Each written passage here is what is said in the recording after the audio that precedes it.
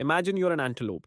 You're fast, genuinely fast, faster than almost anything that's ever tried to eat you. And then you notice something walking towards you. Not running, walking. A weird, sweaty, mostly naked primate just walking. You run. Obviously, you run. You're three times faster than it. You leave it in the dust, stop a half mile away, and catch your breath. 20 minutes later, it's walking toward you again. And that's the moment this thing became the most dangerous predator on the planet, without ever running once. Okay, let's be honest about humans for a second. We are slow, embarrassingly slow. A chicken can outrun you. A chicken. We can't climb like a monkey, we can't sprint like literally any predator that's ever existed, and most of us get a cramp walking up one flight of stairs. On paper, if nature held tryouts for apex predator, we wouldn't even make the team. We'd be the one kid picked last, sweating through our shirt before the game even starts. So, how does the slowest, weakest primate on the savannah end up eating everything? And no, the answer isn't we're smart and made spears. That's the boring answer, and also that comes later. The real answer is something so dumb, so embarrassing, that if you saw it happening, you'd assume the human was having a medical emergency. The answer is we never stopped walking. Humans invented a hunting strategy called persistence hunting, and it's exactly what it sounds like. You don't outrun the animal, you just refuse to let it rest until its body shuts down. Here's the part that sounds fake but isn't. A cheetah can hit 70 miles per hour for about 20 seconds. Then it has to stop because running that fast generates so much heat it could literally cook its own brain. Most predators are one hit wonders, massive burst of speed, then a mandatory nap.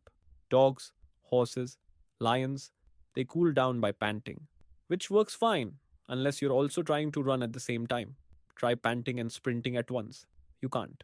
Their cooling system and their movement system fight each other.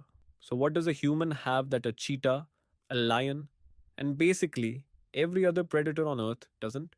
We sweat, like absurdly, competitively well. Humans have up to 5 million sweat glands, and we're nearly hairless specifically, so that sweat can evaporate straight off our skin instead of getting trapped in fur.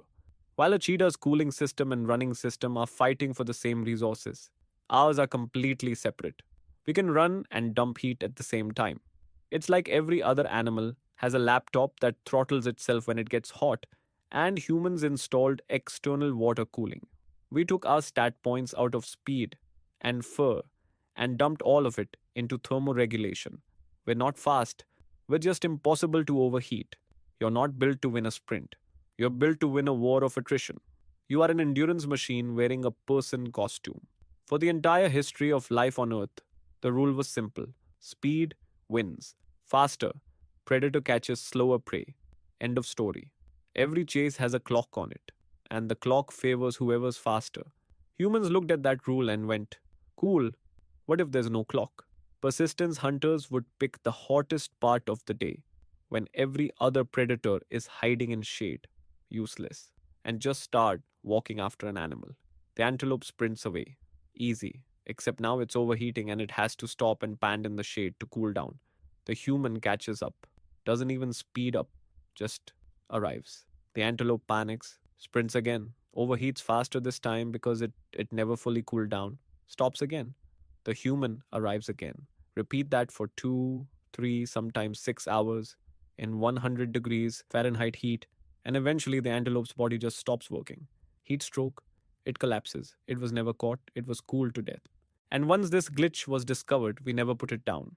Walking down prey became tracking, reading footprints, broken twigs, disturbed dirt, basically running a real time simulation of an animal that isn't even there anymore. Tracking became scouting.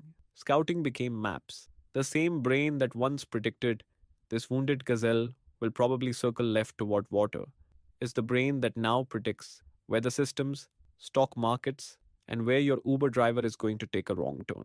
We turned walking and not giving up into marathons, into search and rescue, into entire militaries built around units that can move on foot longer than anyone can escape from. Right now, you're probably not feeling like an apex predator. You're sitting down. You're sweating slightly because the room's a bit too warm, and you're mildly annoyed about it. But that sweat is the exact same system that once turned the slowest primate on the savanna into something every other animal couldn't escape from, outsmart, or outlast. It's not a malfunction. It's a 2 million-year-old hunting weapon, quietly running in the background, doing its job whether you're chasing dinner or just walking to your car in the parking lot. So, next time you're drenched in sweat after a 5 minute walk and feel a little embarrassed about it, don't. Every other predator on this planet would have passed out by now. That's the glitch that turned the weakest hunter on the savannah into the last one standing.